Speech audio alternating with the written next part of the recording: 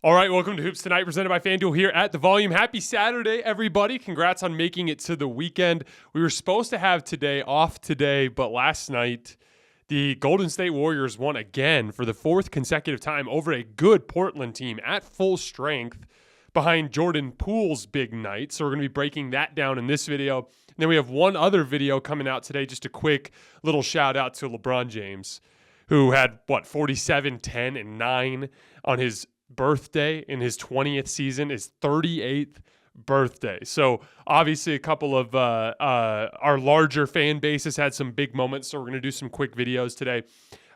Clippers Celtics was another big game that I wanted to get to, but we're going to do Celtics because they play Denver tomorrow night. So we're going to do that on Monday. So I'm just going to push that till Monday. So Monday we're going to cover Clippers Celtics, Nuggets Celtics, and a bunch of the other teams around the league. As you guys can probably tell, we've been partitioning the shows out a little bit to target our specific fan bases. So Lakers, Warriors today, getting back to the rest of the league on Monday. You guys know the drill. Before we get started, subscribe to the Volume's YouTube channel so you don't miss any more of our videos. Follow me on Twitter at _JasonLT so you guys don't miss any show announcements. Then last but not least, if for whatever reason you guys miss one of these videos and you can't get back over to YouTube to finish, you can find them wherever you get your podcasts under Hoops Tonight. So the Golden State Warriors beat Portland 118-112 at home. They jumped out to a huge lead in this game, and then Portland kind of methodically worked their way back into the game and actually kind of took control. They were up 110-102 with less than 5 minutes left. But a bunch of Warriors made big plays down the stretch. I thought one of the biggest plays was the one that started that run at 110-102. Anthony Simons came over his screen and shot a pull-up jump shot, and Jordan Poole stripped him on the way up, which led to a turnover, little semi-transition break, and then Jordan Poole hit the Rondo fake, that fake behind the back to go up and make a layup. That got it to 110-104. Jonathan Kuminga then got a dunk on a backdoor cut to get it down to 4-point lead. And then, some high-level shot making, which is going to be something we're going to talk about a lot here because we're going to talk a lot about Jordan Poole today.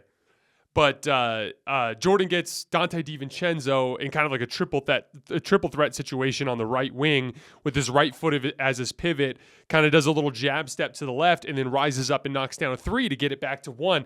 But there's an angle, if you guys saw on the broadcast, the camera behind Jordan Poole, and it's kind of an interesting little skill set thing for young players to pay attention to as well. When defenders have to prepare to chase somebody over a screen, there's a lot of prep work there. You need to have good awareness of what's happening around you, where the screens are coming from. Obviously, when the screen is coming, you need to be prepared to have your hands ready to fight through the contact. There's a footwork, a big, long step you have to take over the top of the screen. There's a lot of prep work to fight over the top of screens. And so on this play, I can't remember who it was. It was either Draymond or Looney. But a Warrior was coming up to set a screen on either side of Jordan Poole.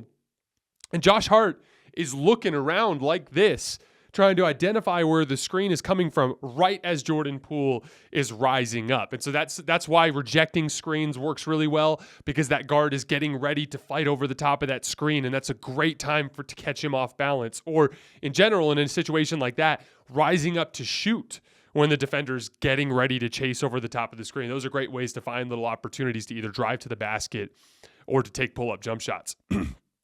Jonathan Kuminga gets another run-out transition dunk to make it 111-110, and then Klay Thompson flying off of a dribble handoff on the right wing, just a high audacity pull-up three to put them up 114-110.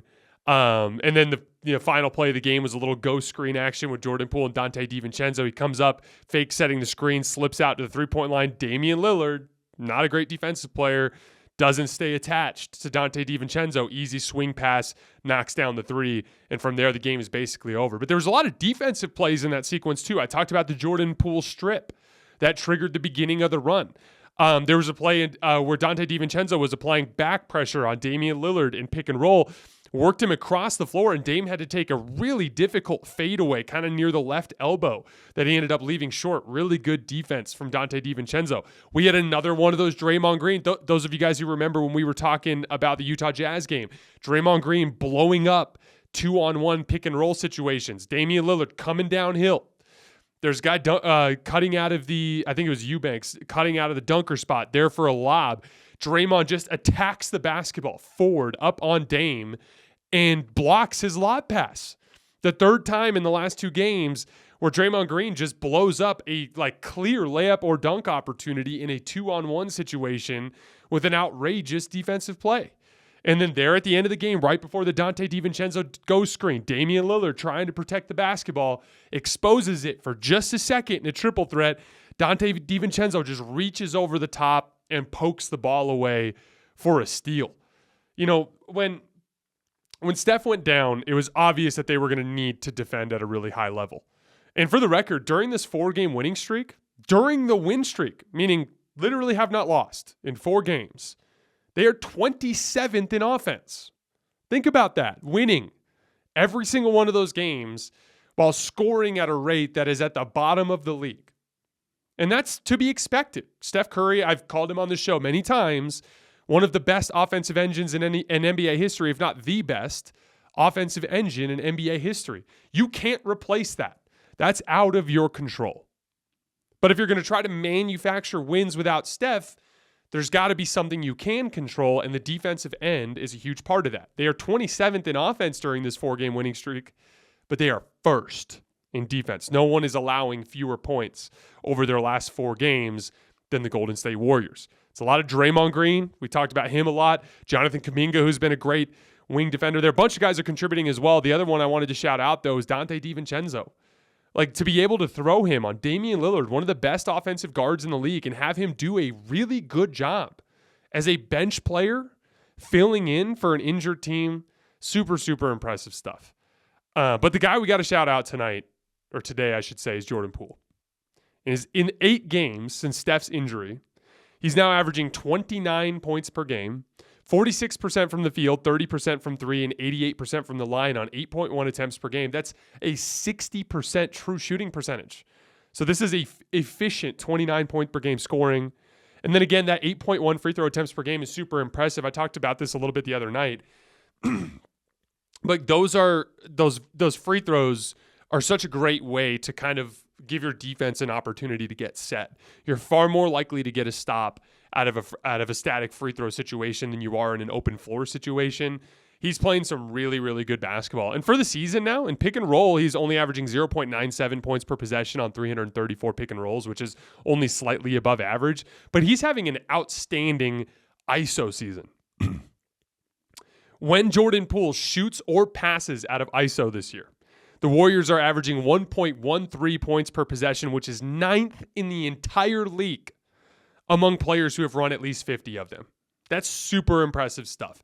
And the driving force behind this is that Jordan is fast. Extremely fast. And that's what kind of makes him different and unique compared to Steph and Klay. Because Klay's obviously second greatest shooter ever. Not really much of a downhill threat. But has a good mid-range game. He does a bunch of other things, and obviously we're going to talk about him in a minute because he also had a great game tonight. But Steph Curry gets to the rim a lot, but Steph Curry's rim presence is primarily a factor of the threat of his shot, the threat of his shot, his quickness. He's got very quick feet, and can handle the basketball extremely well. He weaponizes those things to get to the rim. But what Steph is not is a lightning quick athlete in terms of straight line speed. Steph is getting to the rim, but it's not like he's blazing past people at 100 miles an hour. That's where Jordan Poole brings a super unique dynamic to this offense. He gets a ton of straight line drives just by beating people off the dribble. That engages help defenders, which makes high quality kick out opportunities for shooters. When Jordan Poole passes out of ISO, the Golden State Warriors average 1.33 points per possession, which is second in the league among players who've done it at least 20 times this year, behind Joel Embiid. That's a huge part of that 1.13 points per possession on ISOs in totality. And again, that quickness, that speed, that downhill linear speed just brings a dynamic to this offense that the Warriors really haven't had. I mean, even Leandro Barbosa, not so much. You got to go back to, because Leandro Barbosa was older when he was playing for the Warriors, you really got to go back to like Monte Ellis to find a player that was as fast downhill as Jordan Poole has been. And then lastly on Jordan Poole, he's got that classic audacity. You know, you guys probably remember a play in crunch time of this game where There was a play I think it was in the Charlotte game where he tried like this nasty like fake spin behind the back dribble that got all the way to the rim, and I think it was Mason Plumlee that was guarding him, and he just completely buckled him. And he tried that exact same move in crunch time again. I think it was with less than a minute left in a 2-point game, and dribbled it out of bounds. It was a big mistake. And obviously that's a big mistake. Probably reminds you a lot of Stephen Curry trying a behind-the-back pass to Klay Thompson in Game 7 of the 2016 Finals. But only a psychopath would try something like that in a moment like that. And obviously you saw the downside, the turnovers from Stephen with Jordan, but there's a ton of upside to having that level of audacity, to having the confidence to try things like that in those big situations. Because when things really slow down at the end of basketball games and defenses lock in and they get in front of your actions and all the open stuff isn't there anymore, you need a guy who's crazy enough and confident enough and skilled enough to rise up and knock down tough shots. Like that jab step 3 against Josh Hart, the one that we talked about earlier where he was looking to navigate the screens. That shot is a difficult shot in a late game situation against a locked in half court defense. To win at the highest levels, you need guys who are confident enough to take it and skilled enough to knock it down. And Jordan Poole is one of those guys. He's still young. You guys know I've been critical of him sometimes this year for being a little too tunnel vision. And defensively, he's still a real mixed bag. But with Steph out, the only hope the Warriors had was if Draymond Green and Jordan Poole played like all-stars, and both of them have done exactly that.